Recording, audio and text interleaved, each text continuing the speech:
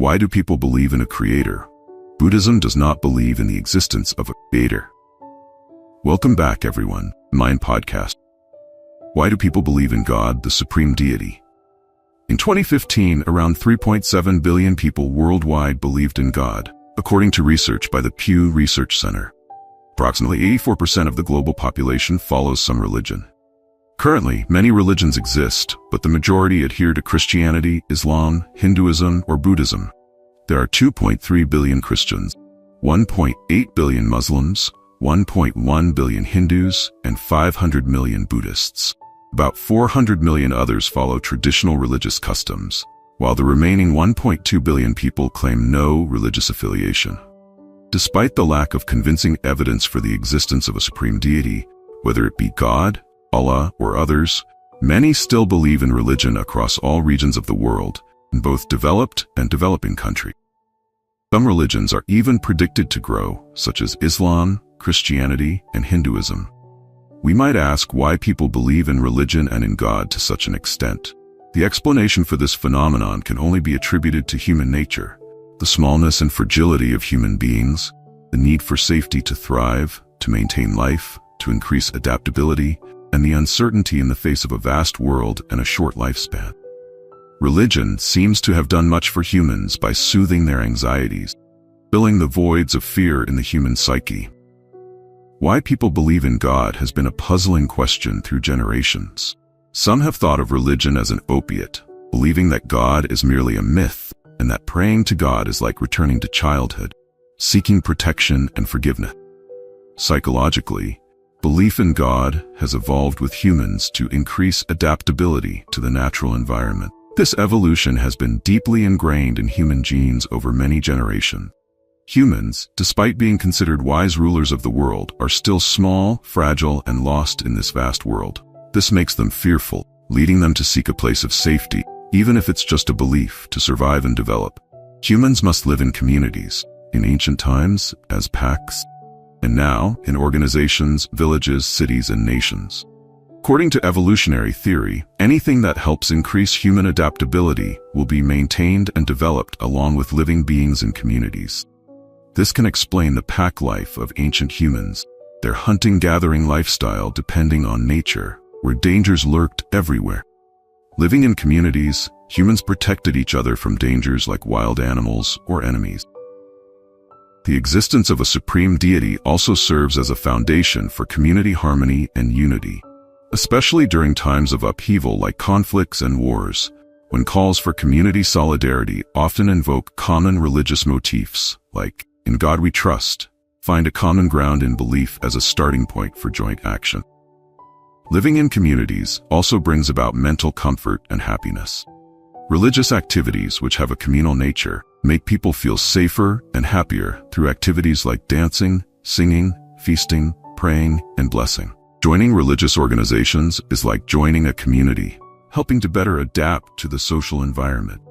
Humans struggle to survive, and their psyche will be abnormal when living alone or isolated. This need for community life has been reflected in recent years by the formation of communities and churches where people don't just engage in religious activities like praying and conversing with God, but also play, sing, and learn together, discussing ethics. Humans are inherently curious and eager for knowledge, from simple faith, philosophy developed, and then modern science, all to satisfy human curiosity. Alongside solving the problems of social and natural life, nature seems to favor humans by giving them intelligence and imagination. However, human knowledge is still limited, at least up to now. As Albert Einstein once said, human stupidity is infinite. There are many things and phenomena, such as the origin of the universe and life, that humans have not yet understood, so they seek some temporary explanation to satisfy themselves. And the belief that God created the world is the simplest explanation to accept and feel secure in life. Believing in this is a temporary compromise for survival, also proving human wisdom in increasing adaptability and development. So what about the 1.2 billion people who don't believe in God or a supreme deity? Of course, they have other beliefs as their foundation. It might be science, ethics, or something else. But those beliefs still need to bring peace and safety, even if just in the mind. adaptation and development. If someone says they don't believe in anything, that in itself is already a belief. Belief in something might be woven into our genes. Next, let's explore why Buddhism does not believe in a creator. Buddhism does not believe in a creator, and this has been clearly affirmed because the Buddha believed that only humans control their own lives. To avoid dependence and passivity, especially in times of crisis like the present, where people live with much doubt and lack of trust in each other, we turn back to faith, hoping for salvation. Some people believe in a special deity who will answer their prayers, but Buddhists advise against seeing the Buddha as a savior deity. In Buddhist view, all humans are equal, and everyone must cultivate body and mind to have a heart like the Buddha. Moreover, the Buddha was just a human who discovered the path to liberation from suffering before us. According to the Buddha's teachings, there is no creator. Over many centuries, Buddhist philosophy has presented detailed arguments rejecting the doctrine of a creator God. It would be interesting to compare these with how Western philosophers have rejected theological arguments for the existence of a creator God. The concept of God originates from fear. The Buddha once said that it is out of fear and insecurity that humans deify mountains, forests, temples, and shrines. When faced with things they cannot control, like diseases or natural phenomena such as thunderstorms and volcanoes that threaten human life, they can only rely on spiritual factors. Humans created divine ideas to comfort themselves in difficult circumstances, possibly to arouse courage when in danger. That's why the Buddha taught that the idea of a deity comes from human fear and despair. Therefore, we need to find ways to let go of desires to calmly accept everything, and fear will dissipate. The concept of a creator God bringing true happiness to humans is not in line with the Buddha's teaching, which place humans at the highest position in dealing with the present suffering. The belief in a creator God is classified along with erroneous moral views, placing humans under the control of an invisible deity, as if determined by an absolute and unchangeable destiny. The second reason is that while other religions try to prove that they have their own God, the Buddha did not believe in deities, because there seemed to be no evidence to confirm that idea. According to Buddhism, judgment should be reserved until evidence is revealed. The third reason Buddhism does not believe in a creator God or deity is that such belief is unnecessary. Many religions rely on the image of a creator God to explain the origin of the universe. Some claim that believing in God is necessary for human salvation. However, millions of people who do not follow any religion and have free thoughts, without placing faith in God, still have a happy, meaningful, and useful life. The Buddha, through his own experience, saw that every being has the capacity to purify their soul, develop compassion, and perfect understanding. He dismissed attention to divine matters and reminded us to seek solutions to our problems through our own understanding. What did the Buddha say about the origin of the universe? All religions have mystical stories to explain the origin of the universe, but in the age of physics, astronomy, and geology, such mysteries are pushed aside by scientific foundations. Science has explained the origin of the universe without the notion of a God. Moreover, the Buddha's explanation of the origin of the universe is quite similar to the scientific view. In the Durga Agama Sutra, the Buddha described the universe as being destroyed and then reformed into its current shape over countless millions of years. Life initially formed from simple to complex organisms on the water's surface over countless millions of years. All these processes have no beginning and no end and operate according to natural principles. In ancient medicine, when people didn't know the causes of diseases, they believed that gods or deities created illnesses to punish humans. Today, we know the causes of diseases, and when we are sick, we need to take medicine. If Buddhism does not believe in a creator God, what does it believe in? According to Buddhist beliefs, we only believe in humans. Every person is noble and important, and everyone has the potential to become a fully enlightened person. That's why humans live in this world, to learn how to overcome ignorance, illogical beliefs, and see things as they truly are. Believing in a creator God, Brahma, has led to the maintenance of the caste system in Indian society for thousands of years, causing severe division. Each caste is dependent on the will of Brahma, fixed in position on the body of Brahma. The Brahmin caste is considered Brahma's legitimate offspring, born from Brahma's mouth, enjoying a life of luxury. The Kshatriya caste, born from Brahma's arms, represents Brahma's authority, holding power. The Vaishya caste, born from Brahma's thighs, is the caste of merchants, farmers, and craftsmen responsible for the economy. The Shudra caste, born from Brahma's feet, is considered poor and lowly, condemned to lifelong servitude to the higher castes. This illusory belief has led to fanaticism, intolerance, heightened ego, and often violence when others don't share the same beliefs and views. Buddhism is considered atheistic by those with independent thoughts or theists because Buddhism does not believe in an omnipotent and eternal creator God. Instead, it sees creation as arising from human ideas. Although Buddhism is considered a religion, its philosophical theories and practices go beyond the scope of religion. Buddhism places humans as the subject to experience suffering and to achieve liberation from suffering in this life.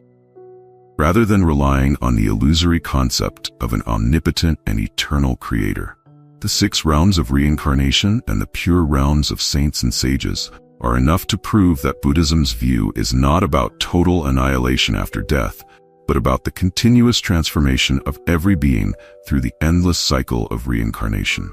The origin of humans, according to Buddhism, is not that monkeys evolved into humans.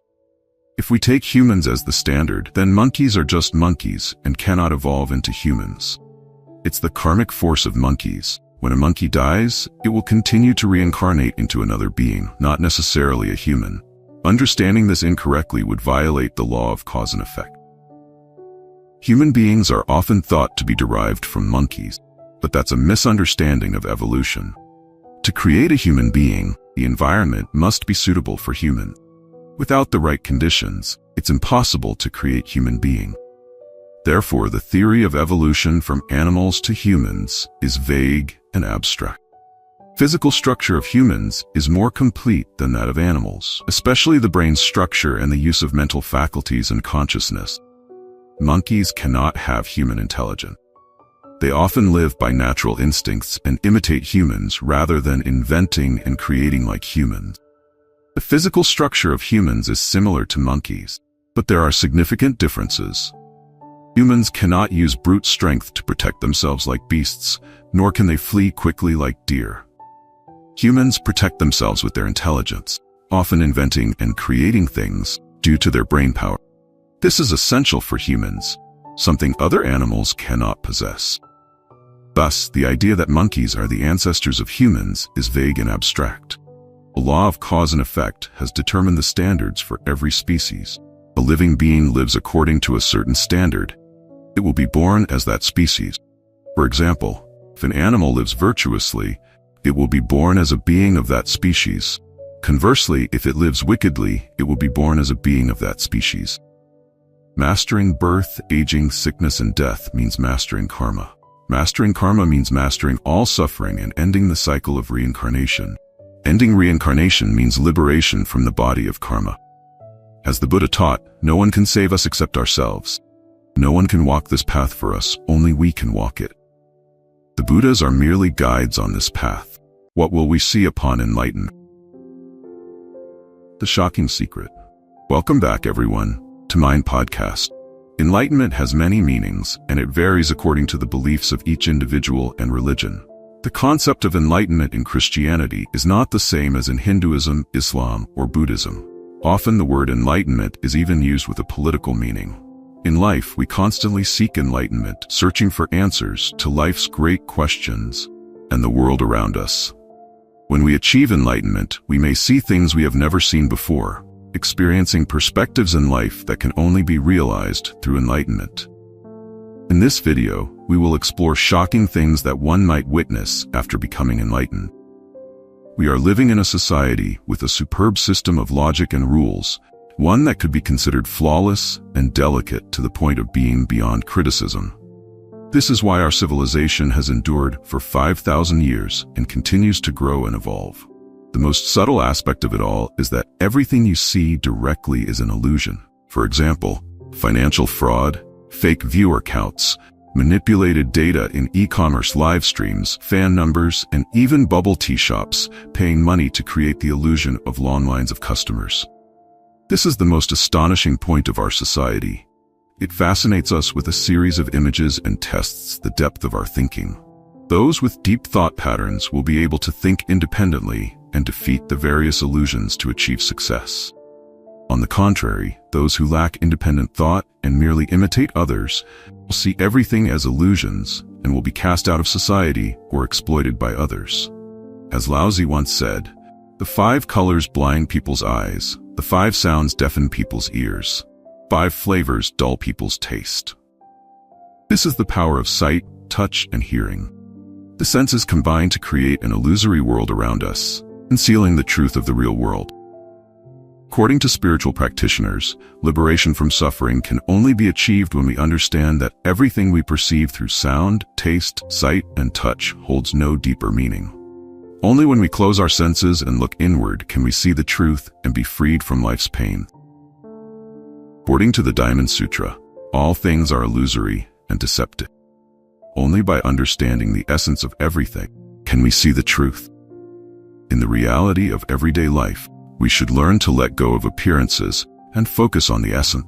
According to the theories of the I Ching, those who are deeply ambitious often see less of the truth of the world. We are all hidden by desire and fall into a great mental trap, a blind person feeling only the legs of an elephant. Ordinary people call everything they hear and perceive reality, but in truth, it is quite different. Only when we can see through the facade of things and understand their essence can we free ourselves from this veil and find our own truth. We already know the root of all suffering and trouble. It's because we are obsessed with ignorance, driven by a greedy, angry, and deluded heart. This society we live in is designed and arranged with a great deal of intelligence and logical order. Only those who are truly intelligent and clear-sighted can stand firm and survive in it. Those with advanced psychological insight possess the ability to see through appearances and grasp the true nature of things. But how do we train this skill? Let us remember the story of Sun Wukong, the Monkey King. Sun Wukong had a skill called Fiery Golden Eyes, power gained after being smelted in the 8 trigrams furnace of Taishan Laojun for 49 days. Taishan Laojun is a legendary figure in Chinese mythology and is believed to be the founder of the Fengshen Bang, a list of deities. In fact, Sun Wukong sought out Taishan Laojun and was trained by him to become a deity. Normally, Taishan Laojun is identified with Laozi, but in Taoism, Laozi is considered just an earthly incarnation of Taishan Laojun. He is revered as a deity who fully understood the nature of society and the universe, and thus is worshipped as a god. While most people see life events as random and accidental, in reality, everything happens according to a preordained plan. Before the world existed, a program was already in place shaping it. Laozi discovered this program and called it the Tao. In the Tao, there is no chaos, only order. It governs the creation of heaven, earth, and all beings. In the Tao Te Ching, it is said that from errors arise all elements, including greed, anger, and ignorance. The order and logic of society are crafted with clear-sighted wisdom. Those who are truly intelligent, with well-honed skills, all possess eyes that burn with a golden flame. They can see through all false images in an instant. So, how do we cultivate this power? Let us relate it to Sun Wukong's fiery golden eyes, which were trained in the 8 trigrams furnace, where Sun Wukong was forged by Taishan Laojun. As we know, Taishan Laojun is the earthly incarnation of Laozi, who understood the essence and truth of society and became revered as Taishan Laojun. From a human perspective, life's ups and downs appear random, but in reality, everything is carried out according to a program that was established beforehand. First, there was the program, and then the world came into existence. So what is the Tao? In the I Ching, it is said that yin and yang are part of each other. Only by understanding yin and yang can we grasp the nature of reality. We understand the wisdom in reaching the limits. All things have an external appearance. Their essence is hidden within. If you have the ability to clearly distinguish between the outer appearance and the inner essence of an object, along with the ability to detect the opposition and balance between the two, you will easily control others and situations. This is known as grasping the rules and seeing the truth. To explain this, let's consider the example of Giguzi, a person of incredible talent who lived in the same era as Confucius during the Warring States period, around 300 BCE. His students included four prominent figures, Pang Duan, Sun Bin, Su Qin, and Zhang Yi, all of whom became pillars of their respective nations. However, why wasn't Giguzi honored like Confucius and celebrated in all aspects of life? The reason is that Confucius discovered the world's first order, a moral order, which is suitable for speech but not for action. Things like benevolence, righteousness, and morality are suitable as slogans to guide thought and belong to the yang, positive aspect.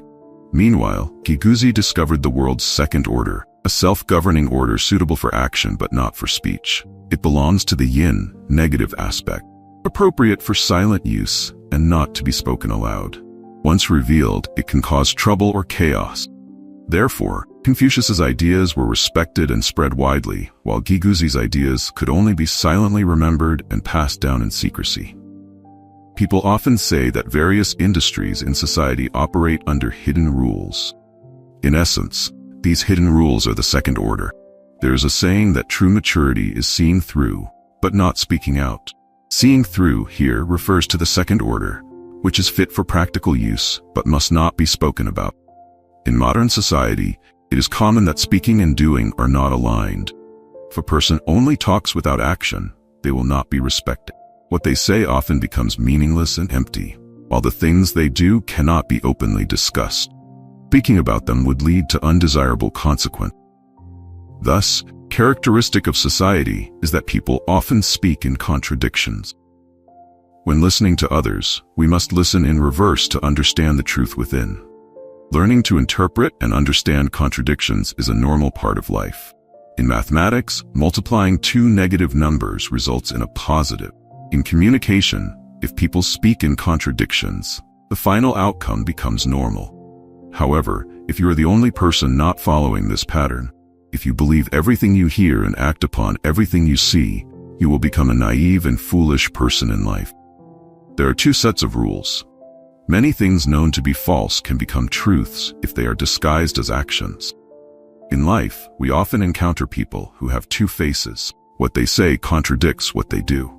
This shows that they only follow the first order, the societal framework. However, to advance in their careers, they must follow the second order, an internal framework that is harder to define and revolves around relationships and benefits. This makes the method of analyzing benefits essential and never outdated. Only by understanding this can we explain things that were previously incomprehensible, such as people who speak of morality and virtue, yet internally always calculate their own benefits. Therefore, we should not trust their words, but instead evaluate their actual actions. Those who truly work and act according to the framework of the second order often face difficulties and injustice in society, because the first order is only for speaking, while the second order is for action. Be cautious of those who only speak and seek to understand their actual actions to know who they truly are. Only by grasping this can we comprehend the essence of humanity. Loving others means expressing your goodness in a way the other person needs. Communication is presenting your views using the other person's language. Persuasion is proving your point by using the other person's reasoning. These actions follow the Tao because they involve the needs, language, and reasoning of others. The combination of the yin, the other person's needs, and the yang, your own views, is how to follow the Tao. Conversely, using the same yin or yang as the other person is not following the Tao. For example, communicating solely from your own perspective without listening to the other. In truth, people at the highest levels often know how to present their views using the language of their counterpart and use the reasoning of their counterpart to prove their point. On the other hand, those who are arrogant often only present their personal views using their own language and reasoning, which is not communication, but merely talking to themselves. Only those who truly understand you can love you in your way. Those who do not understand you will always love you in their own way, which is not love, but rather imposition. For instance, if you want others to love you, you should not claim yourself to be exceptional, but rather make them see that they are exceptional in your eyes. This action also follows the principles of the Tao. We need to train our ability to see through the essence of things, as Sun Wukong could immediately perceive the true nature of everything. If we fail to do so, we will be completely mesmerized. The greatest difference between people lies in their ability to see through the essence. In real life, from social activities to love and investment, whoever can fully see the entire situation will be the leader. The ability to observe and grasp the essence is the most important skill in life and opens up the most divine sense, such as releasing difficulties to see the nature of everything and the truth of life. Enlightenment is the ability to observe and understand the true essence of all things. It is the highest state of life. Whether it's Confucius, Mencius, Zhuangzi, Buddha, or God, their ultimate goal is to guide us into a state of clarity and wisdom. Sun Wukong trained his fiery golden eyes in the 8 trigrams furnace for 49 days. So how long must we cultivate ourselves in real life to achieve the maturity we need? We must go through trials and difficulties in life. Our path of cultivation is also the path of expanding our soul. Life is like a temple, and we are within it to practice. However, this path is filled with pushing and hardship, along with feelings of loneliness and suffering. These harsh experiences give us a true understanding of time and help us better comprehend the truth of life. When one's soul expands, it feels as though we are using higher-level skills. At that point, we have stepped out of the cycle of life and death, and are no longer bound by the wheel of samsara. We always find the heart of all things, grasp the essence of everything, and discover the core and important matters. This is the unparalleled and precious wisdom that allows us to look from above, observe ourselves and others, and adjust our behavior whenever necessary. When one's soul expands, we will understand the true nature of the world and life. We will take full control of our own life, because no one else can provide us with anything anymore. We will become unaffected by empathy or pain. We will simply watch flowers bloom and wither in the yard, like clouds floating gently across the sky, no longer obsessed with suffering and failure. Together, we have explored and learned about the power of military enlightenment, the mind's awakening, and the hidden secrets within our lives.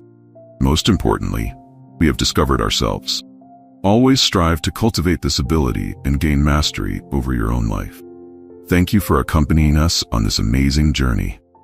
If you find this video meaningful, Shocking mystery, the monk who opened the third eye. Today, Mind Podcast wants to reveal the shocking self-narrative of the monk who opened his third eye. For a long time, science has acknowledged the existence of the third eye, considering it a degenerated eye. However, some practitioners can activate this eye and see things in different dimensions. The pineal gland, or third eye, has long been recognized by science. Those who open the third eye can often see many miraculous things. In Buddhism, the image of the third eye is depicted on the foreheads of deities in ancient murals and statues in Buddhist temples. This eye grants them extraordinary abilities to see invisible things. Below is the self-narrative of a high monk who has opened his third eye. This story may contain many mysterious and inexplicable things. If you don't believe it, consider it a mythical story and refrain from blaspheming to avoid creating negative karma for yourself. Ordained at a young age. First, let me introduce myself briefly. I am 46 years old this year, and as of 2011, I have been ordained as a monk for over 20 years. My hometown is in Yunnan province, China, but I was ordained at a temple in Myanmar. My hometown deeply respects Buddhism. Almost every family is Buddhist. If someone in the family becomes a monk, the entire family feels very proud. According to my mother, when I was just a month old, I was ordained as a disciple of the Buddha.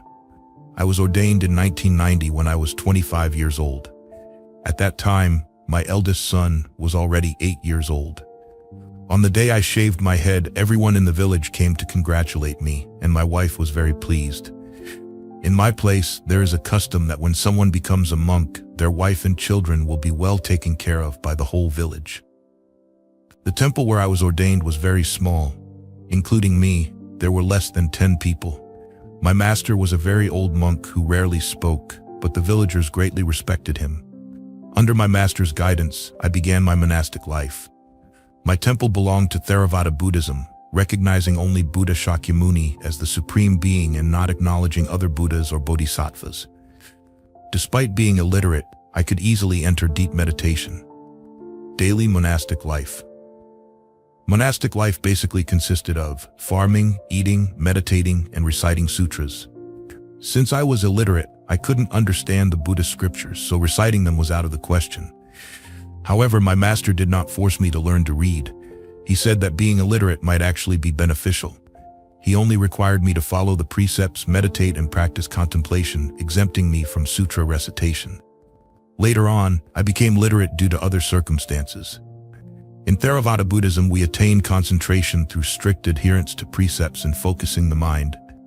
From concentration comes meditative absorption, and from meditative absorption, wisdom is born.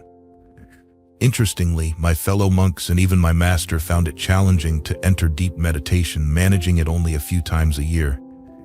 But after just 3 months of practice, I could achieve deep meditative states during seated meditation. I know many lay practitioners meditate but rarely experience deep meditation. In reality, deep meditation is like this. People sit cross-legged, eliminating distracting thoughts, gradually entering complete stillness. In this state of stillness, all sensory functions of the body are lost.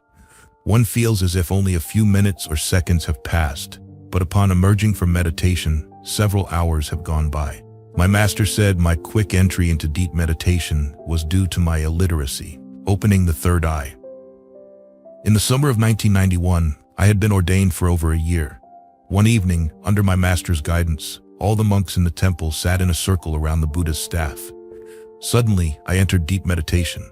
I felt I had meditated for about an hour, but upon emerging, my fellow monks said I had been sitting there for 7 days.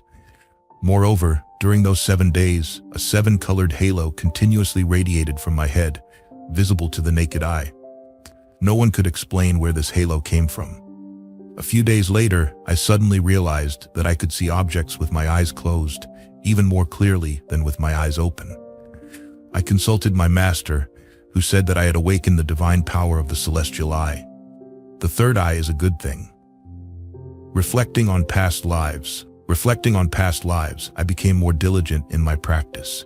In early 1992, one morning while bowing before the Buddha statue, I suddenly discovered that the statue of Shakyamuni Buddha emitted a brilliant halo. Simultaneously, I felt a fiery warmth entering my body from the top of my head, gradually spreading throughout my body. I entered a state of trance, as if time had stopped. It was an incredibly wondrous sensation, akin to bathing in warm water in a dream. I felt a sudden enlightenment, and my heavenly eye, divine vision, advanced further. At that moment, I saw the Dharma body of Shakyamuni Buddha inside the statue. Moreover, I recalled events from many past lives. It turned out that in my previous 2 lives, I was a monk who practiced diligently but did not attain true enlightenment due to accumulated karma over many lifetimes. Nevertheless, each time before passing away, I vowed to continue practicing in the next life. Hence, in this life, I entered the Buddha's gate once again, continuing my past affinity. Thanks to my practice over 2 lifetimes, much of my karma was dissolved, and I accumulated immense merit. This made my practice in this life relatively easier, a level ordinary practitioners could not compare to. The Buddha no longer oversees the mundane world. Based on my foundation and profound vows over 3 lifetimes, I knew that as long as I practiced diligently, I would surely attain true enlightenment. Unfortunately, as soon as I recalled my past lives, the Dharma body of Shakyamuni Buddha revealed to me that the Dharma he transmitted could no longer be sustained and could no longer save people, nor could it help them achieve true enlightenment. Moreover, he was about to abandon the mundane world and no longer oversee its affairs. Hearing this distressing news, my heart was filled with sorrow, and tears flowed continuously. I asked the Buddha, "If you abandon the human realm, who will guide and save devoted disciples like us?"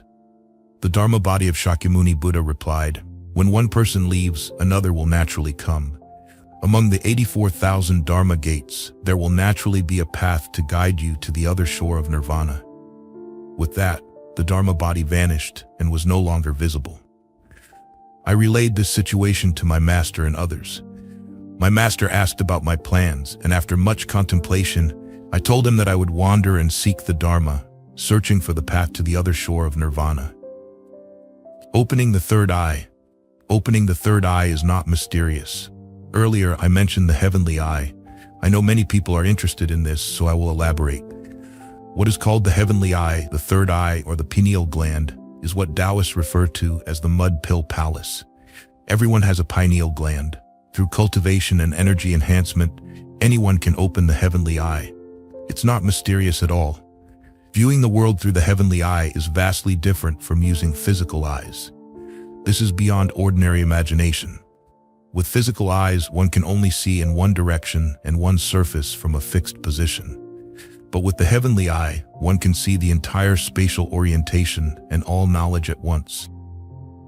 For instance, when looking at a person, people with physical eyes can only see one aspect, and only superficially.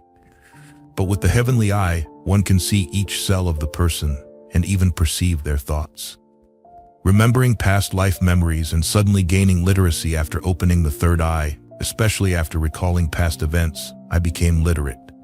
I could understand a book just by glancing at it. Modern high-tech appeared simple to me, and I could grasp it instantly. In Buddhism, the heavenly eye is divided into 5 levels: fleshly eye, heavenly eye, wisdom eye, dharma eye, and Buddha eye. When I first opened the heavenly eye, I was at the fleshly eye level. By the time I wandered, I had reached the dharma eye level. At the dharma eye level, I could see all the knowledge of humans and animals and observe the karmic connections of 3 lifetimes. However, I couldn't see the future path of beings. Opening the third eye is not superstitious. The heavenly eye can be explained scientifically. For example, the human eye can only see visible light, but not X-rays, gamma rays, or even stronger rays, which are innumerable and omnipresent. The pineal gland can perceive these rays. Understanding the human and animal divide. Why can't animals cultivate? Some may know that animals are not allowed to listen to the Dharma or practice cultivation. Why is that? Because animals lack the essential elements for cultivating Buddha Dharma. They don't possess a human body. So how are humans and animals fundamentally different? There are 2 key points: the dantian and the pineal gland. The dantian stores the primordial energy of the universe, superior to yin-yang energy, also known as the original qi, extremely precious. The pineal gland is the miniature image of the great universe, where the human soul is sealed before rebirth. Why does everyone have Buddha nature? It is because of the Buddha's imprint before rebirth into the human realm. This is the source of human goodness. With these 2 elements, humans can cultivate and are worthy of hearing the Buddha Dharma. The preciousness of the human body lies in this. Humans are called the spirit of all things because they possess the Buddha's imprint. Animals don't have innate goodness. They lack the pineal gland and the dantian, thus are unworthy of hearing the Buddha Dharma. If you don't believe it, look at animal dissections. No animal has a pineal gland, only humans do. The reality of Darwin's theory. Speaking of Darwin's evolution theory that claims humans evolved from apes is nonsense. Scientists explain the pineal gland as the atrophied third eye. But why don't monkeys, chimpanzees, or any primates have a third eye? And why don't they have a pineal gland? I have seen the truth with my heavenly eye. Darwin was actually a demon king reincarnated to mislead humanity, primarily to undermine people's belief in God and Buddha, making them believe they evolved from apes. Opening the third eye revealed why Shakyamuni Buddha abandoned humanity. People believed in Darwin's absurd theory, ignoring divine existence. This is both humiliating and laughable. Shakyamuni Buddha abandoned humans because most don't believe in God or Buddha, making the Buddha Dharma ineffective for such people. Thus, he had no choice but to let go. Divine beings have immense wisdom, compassion, and powers, but cannot change the human heart. Without a change in heart, even divine beings are helpless. Humans no longer believe in God or Buddha, nor do they want to cultivate, unlike animals whose pineal gland is not sealed, making their wisdom fully open. Humans mistakenly think they are smarter than animals, but animals understand everything and strive to obtain a human body for cultivation. Current situation. Many people in the world appear human but are actually possessed by animal spirits. Prostitutes have these spirits. Most willingly entering prostitution have fox spirits. They steal human essence. In Beijing, a brothel called Heaven on Earth was found where all prostitutes were possessed by fox spirits. The demonic aura was overwhelming. Visiting brothels reduces fortune and lifespan because of these spirits stealing human essence. People in vegetative states have no physical damage. Their organs function normally but lack consciousness because their soul has entered the cycle of rebirth. Some wake up after many years in a vegetative state, as their soul re-enters their body. However, many memories have been lost and mental faculties have declined. Such phenomena are mostly caused by animals, specifically demonic creatures causing chaos in the world. Some animals that have only cultivated for a short time have low levels of spiritual practice and are very ignorant. They do not realize that once they possess a human body, they can no longer meet the requirements for further cultivation. Moreover, their wisdom will also be sealed. Hence, when they possess a human body, the vegetative person may wake up, but their intellectual abilities will have significantly deteriorated. Of course, there are animals that have cultivated for hundreds of thousands of years and possess great supernatural powers. In such cases, even if they possess a human body, these issues do not arise, and everything appears normal. To an ordinary person, it is impossible to detect their presence. The shocking revelations from the high monk above explain the chaotic situations occurring in today's society. People no longer believe in gods and Buddhas and have insulted themselves by considering themselves to have evolved from monkeys. Due to disbelief in gods and Buddhas and the concept of karma, people dare to commit all kinds of evil without restraint. Not only the high monk mentioned above, but many others who have opened their third eye have also observed similar situations. Thank you for accompanying us on this wonderful journey. If you found this video meaningful and wish to see more useful content, please click the subscribe button so you don't miss any new videos. Decoding the mysterious and terrifying 49-day journey after death. Today, Mind Podcast will decode the mysterious and terrifying 49-day journey that humans undergo after death. How do people feel about death? Since ancient times, humans have pondered what the state of existence is after death. Some believe that death means the end of everything, while others believe that death is not the end, but rather the body perishes and the soul continues to exist.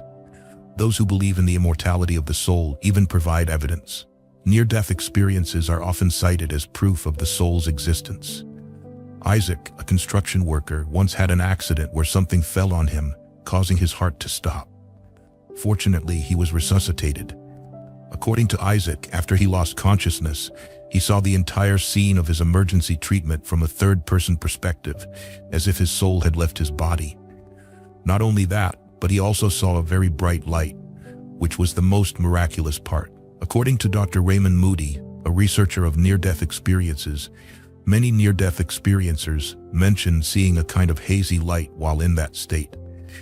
These people come from various professions, ages, and beliefs, with some having no belief at all, yet they all mention this mysterious light. I kept thinking about what this light could be, God? But there are near-death experiencers who fundamentally do not believe in God, so why did they see the light too? Recently, I discovered an ancient book over 1,200 years old, the Tibetan Book of the Dead, also known as the Bardo Thodol. Legend has it that this book was written by the great master Padmasambhava, who brought Buddhism from India to Tibet so that the living could learn the Dharma. However, few know that Padmasambhava also wrote a scripture. This book is not only for the living, but also serves as a guide for the deceased. It details the experiences of a person for 49 days after death. It turns out that death is not the end, and the contents of this book reveal the most realistic portrayal of the afterlife. Today, let's unveil the mystery of death together with Mind Podcast and explore what happens during the mysterious 49 days after death. According to the Tibetan Book of the Dead, when a person is near death, they still have consciousness. They can hear and even see everything happening around them.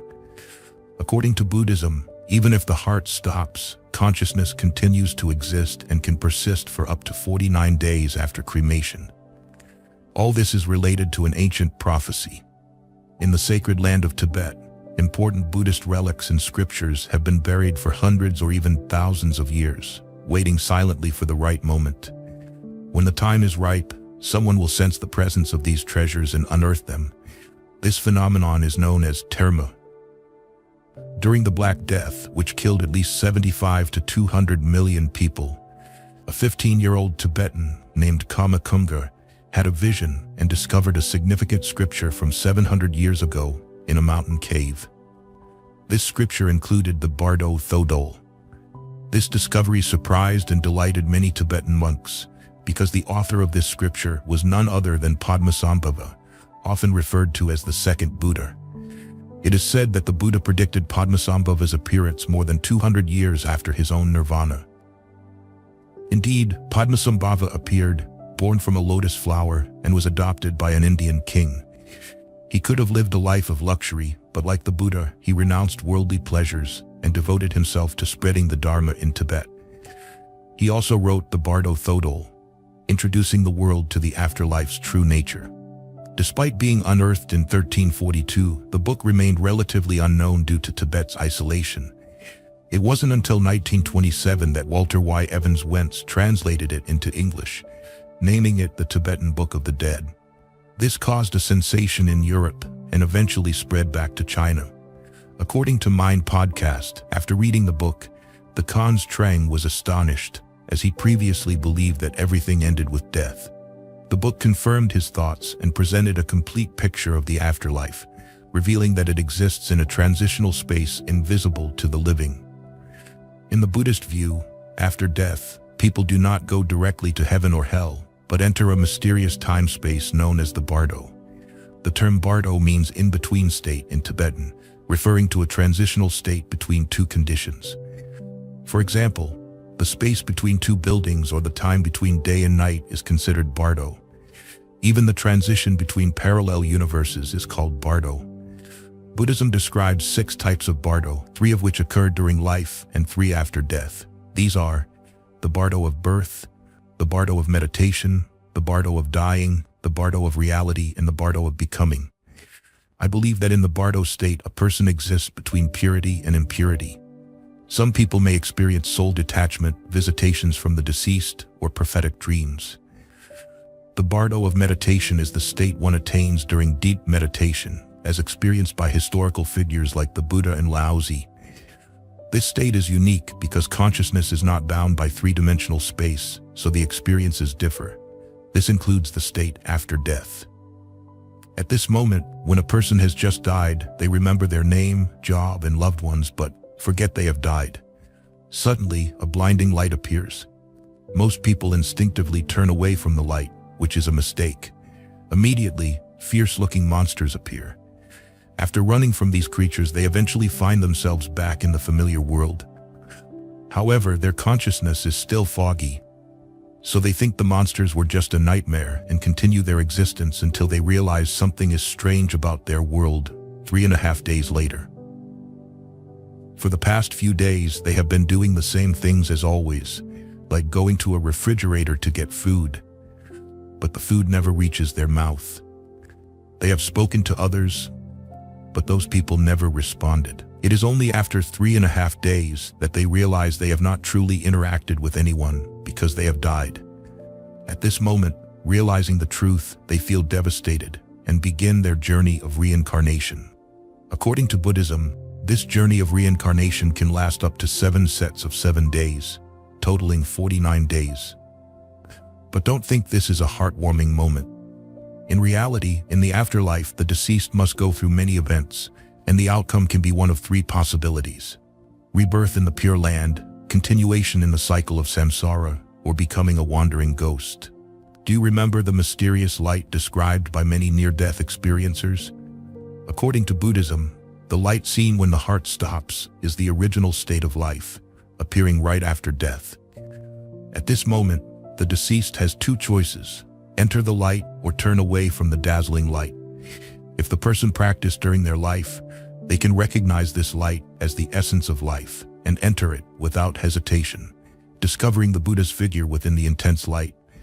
They symbolize the source of life, and entering it leads straight to the Western Pure Land, thus escaping samsara and all earthly sufferings. However, as this light appears, most people do not know they have died, so they instinctively turn away.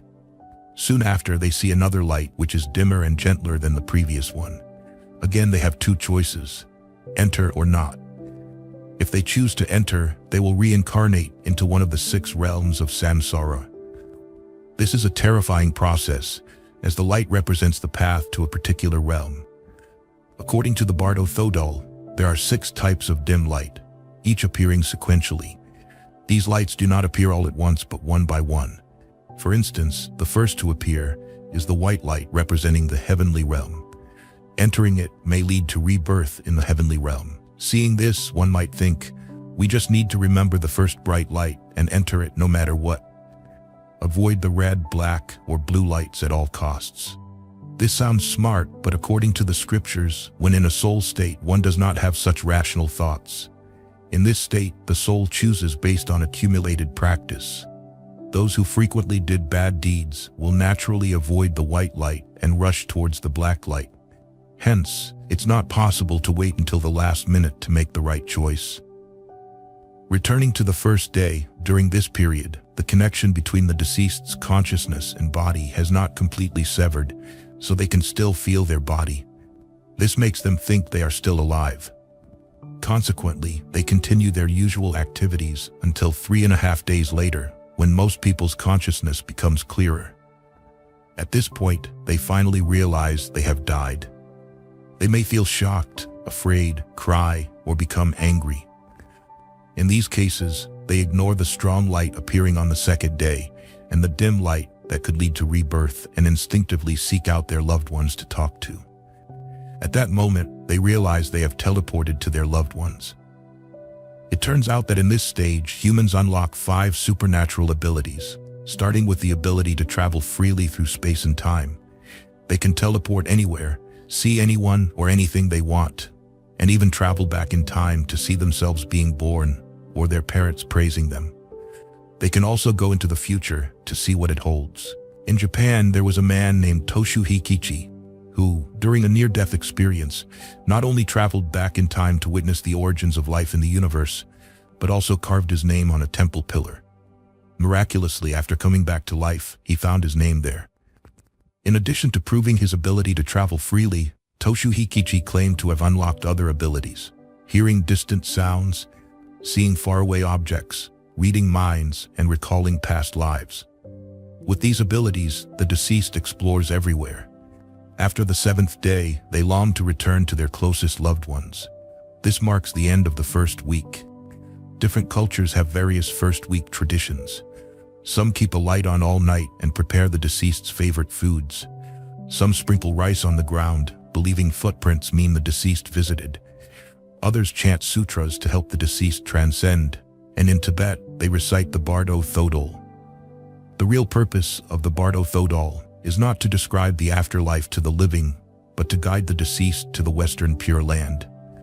The book repeatedly advises the living not to cry, because the period from the 8th to the 14th day is crucial.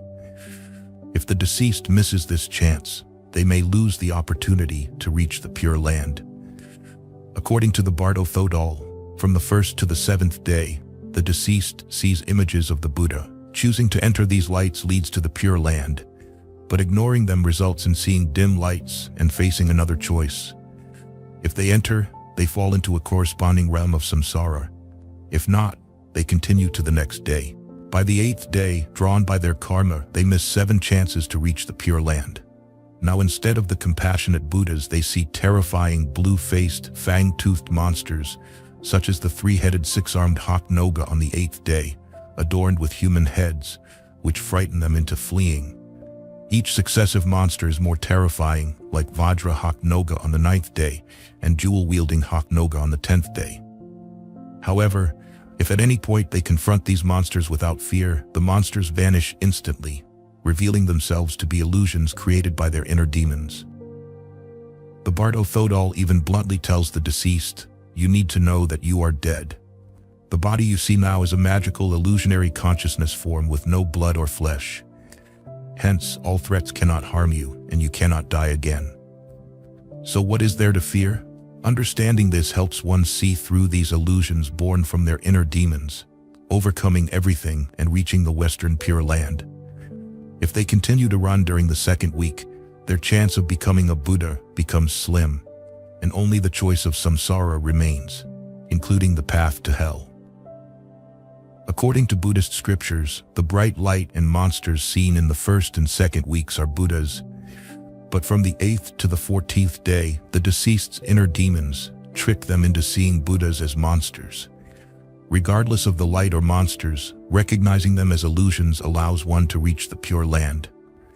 Failing this, from the 15th day onwards, they see different scenes representing various realms of samsara. These should not be approached, as the wrong choice could lead to rebirth in the realms of hungry ghosts, hell, or animals, which are more painful than the human realm. For example, avoid desolate deserts or lifeless swamps, as they are the entrances to the realm of hungry ghosts. Avoid caves or underground passages, as they lead to the animal realm. Hearing wails and screams near a black and white house signifies the entrance to the hell realm. Even the heavenly and asura realms are not recommended. According to the Buddha, only becoming a Buddha frees one from the suffering of birth, aging, sickness, and death. Rebirth in the human realm is the fastest way to become a Buddha. Therefore, recognizing the human realm's scene is crucial. In Buddhist cosmology, the human world is divided into 4 continents: Northern Kurudvipa, Eastern Pravavidaha, Southern Jambudvipa, and Western Aparagodaniya. Our Earth is in Southern Jambudvipa.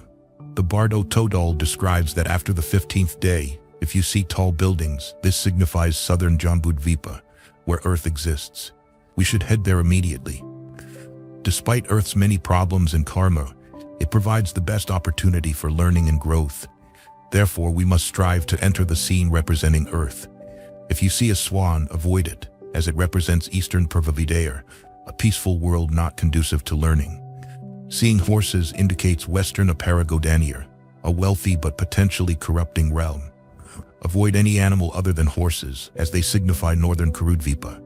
Life there is happy but not conducive to learning. Only Earth allows for hearing the Dharma. Therefore, entering Southern Jambudvipa is the best choice, bringing us closer to becoming a Buddha. In summary, the Bardo Thodol aims to encourage people to remain on Earth.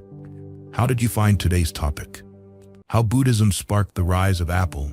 Welcome back everyone to Mind Podcast. Steve Jobs, the father of the Apple brand, is widely celebrated for his vision that revolutionized the consumer technology industry. However, there is an often overlooked aspect of Steve Jobs' life: his deep connection with Buddhism.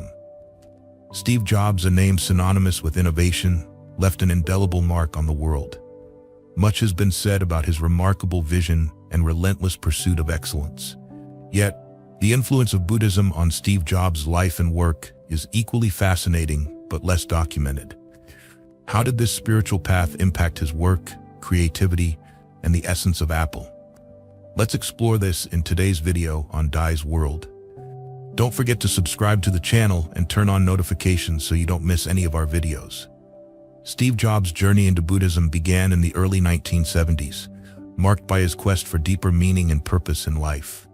In 1974, inspired by the counterculture movement and a desire for enlightenment, Steve Jobs and his friend Dan Kotke embarked on an adventurous trip to the heart of India in search of spiritual guidance and wisdom. This journey was not just a quest for spiritual truths, but also an escape from the conventions of Western society. During this time, he encountered Zen Buddhism, a philosophy that profoundly influenced his life and work. "I believe life is an intelligent thing, that things aren't random," Jobs said in a 1997 interview with Time magazine, providing a glimpse into his belief system, which was heavily influenced by Buddhist teachings. His encounter with Zen was marked by simplicity, discipline, and the pursuit of enlightenment. Another significant figure in Steve Jobs' spiritual life was Kobun Chino Otogawa, a Zen master who officiated his wedding to Laureen Powell. Kobun Chino was not only a spiritual mentor, but also a guiding light, teaching Jobs how to navigate the complex interaction between the search for inner meaning and the external world of business and technology. Jobs' relationship with Kobun Chino emphasized the profound impact of Zen on his life, influencing his approach to business, design, and leadership at Apple. The emphasis on simplicity, functionality, and elegance in Apple's products reflected Zen principles. That's been one of my mantras, focus and simplicity, Jobs told Businessweek in 1998. Simple can be harder than complex.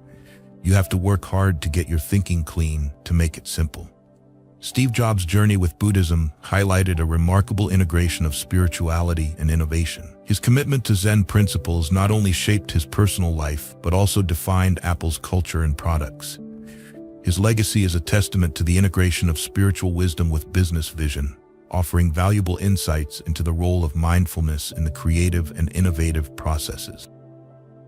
In the spring of 1974, young Steve Jobs, carrying a backpack and boundless curiosity, began a journey that would shape his entire life.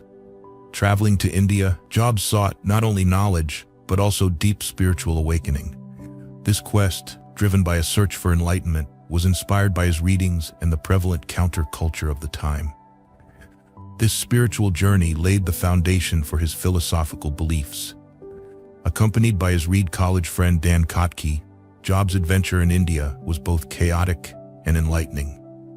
As they traveled across the country, they encountered numerous spiritual practices and teachings. Notably, the philosophy of Zen, emphasizing simplicity, mindfulness, and the interconnectedness of all things, resonated deeply with Jobs. During his time in India, Jobs also read Autobiography of a Yogi by Paramhansa Yogananda, a book that introduced him to the principles of meditation and self-realization. This blend of Eastern mysticism and scientific rationality captivated Jobs, offering him a glimpse into the potential of merging technology with spirituality. The book was so significant to him that he later ensured it was given to attendees at his memorial service. Spiritual journey in India laid the groundwork for his lifelong attachment to Zen Buddhism. Zen principles, focusing on direct experience, intuition, and mindfulness, became guiding forces in his life. Upon returning to the U.S., these principles subtly influenced his approach to design, innovation, and leadership at Apple. One of the most significant relationships Jobs formed on his spiritual path was with Kobun Chino Otogawa. Kobun Chino's teachings immersed Jobs deeper into Zen practices, including meditation and the pursuit of simplicity, enriching his understanding of Zen and integrating its teachings more profoundly into his personal and professional life. Jobs' early encounters with Buddhism in India were not merely youthful adventures. They were profound explorations of spirituality and self-understanding. These experiences laid the foundation for a set of principles that guided Jobs throughout his career. From emphasizing simplicity and elegance in Apple's product designs to cultivating mindfulness and focus, the impact of Buddhism on Jobs' life was undeniable. Jobs' spiritual exploration didn't end when he returned from India. Instead, it marked the beginning of a deep integration of Zen principles into his life and work, shaping the DNA of Apple and influencing its products, corporate culture, and the legacy Jobs left behind. He became a regular participant at the Los Altos Zen Center, where he delved deeper into Zen teachings. The simplicity and intensity of Zen practice, its emphasis on the present moment, and the pursuit of enlightenment through meditation attracted Jobs' minimalist aesthetic and quest for perfection.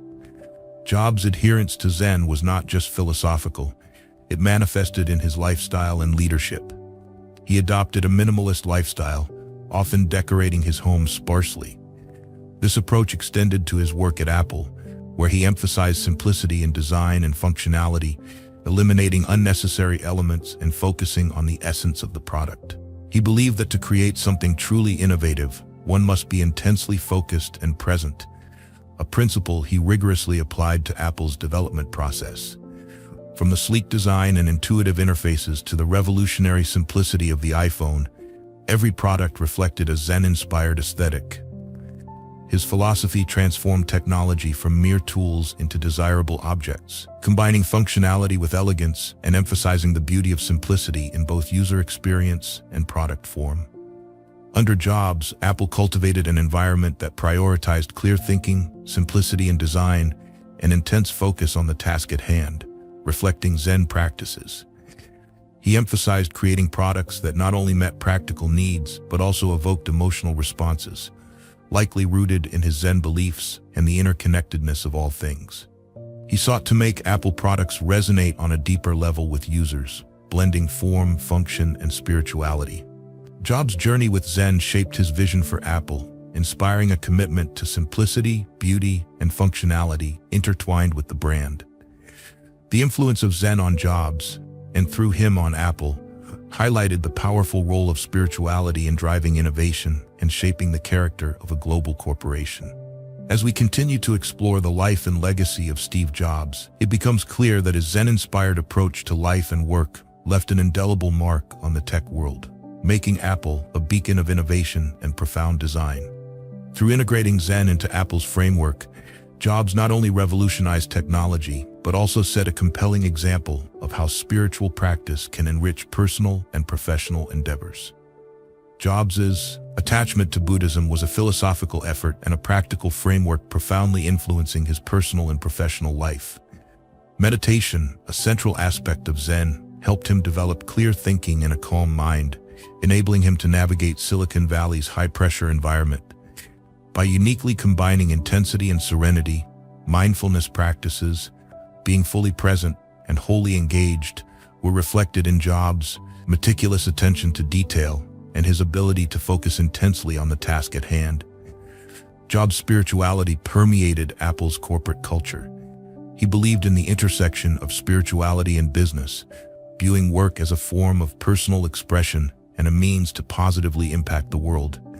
This belief influenced Apple's character, emphasizing creativity, innovation, and the importance of following one's intuition, a lesson he learned from his spiritual pursuits. Throughout his career, Jobs faced numerous challenges, from being ousted from Apple in 1985 to battling cancer. Buddhism provided him with a philosophical framework to confront these difficulties. The concept of impermanence, a crucial teaching in Buddhism, helped Jobs appreciate the fleeting nature of success and failure, fostering resilience in adversity. This perspective was vital when he returned to Apple in 1997, leading one of the most remarkable turnarounds in business history. Jobs' spiritual practices shaped his leadership and business strategies and his vision of technology's role in society. His belief in technology's potential to enhance human lives was bolstered by his desire to create products that enhance mindfulness, communication, and personal expression. Through synthesizing Buddhism and business, Jobs offered a unique model for integrating spiritual values with professional ambition. In summary, Steve Jobs' spiritual practices were pivotal in shaping his life and work, providing him with the tools to navigate the complexities of the tech industry and leadership challenges. By integrating Buddhist principles into his daily routines, Jobs created a legacy that transcends technology, demonstrating the potential of spirituality to inform and enrich all aspects of our lives. As we reflect on his impact on Apple and the world, it is evident that his spiritual journey was integral. As an innovator and visionary, Jobs' blend of spirituality and innovation left an indelible mark on Apple, distinguishing it as a company driven by technology and a deeper mission to blend simplicity, beauty, and functionality. The success of Apple under Steve Jobs was due to a culture that valued not only technical excellence but also creativity, simplicity, and human-centered design. This culture directly reflected Jobs' Zen practices, particularly mindfulness, focus, and the pursuit of perfection. Jobs' mantra, "Stay hungry, stay foolish," a quote from the Whole Earth catalog that he reiterated in his famous Stanford commencement speech in 2005, encapsulated his philosophy. It encouraged a state of continual learning and humility, core elements in Apple's identity. Jobs' influence on Apple's product design is perhaps the clearest testament to his legacy.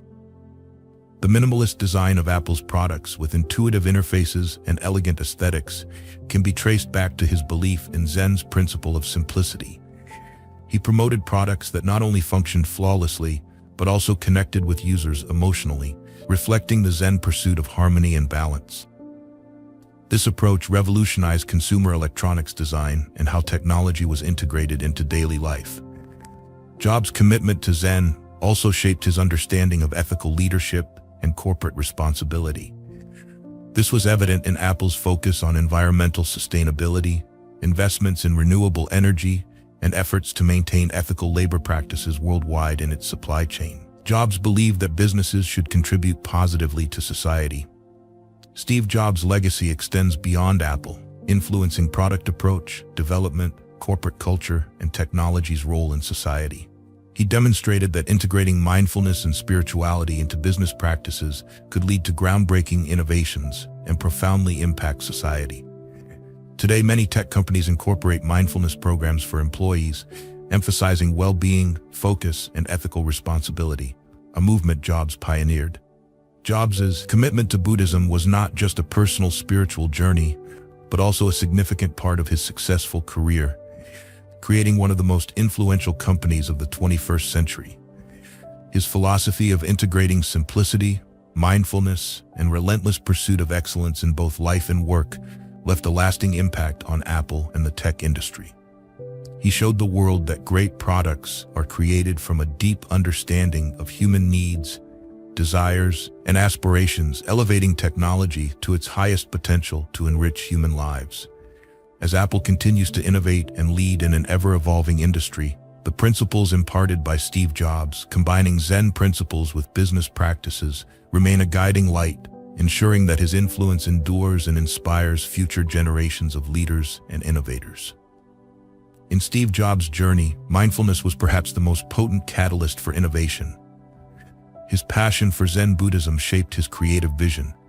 This combination was evident in his approach to technology as a tool for efficiency and a means to enhance human experience and connectivity. Jobs' full commitment to mindfulness practice was key to his ability to envision and execute revolutionary ideas.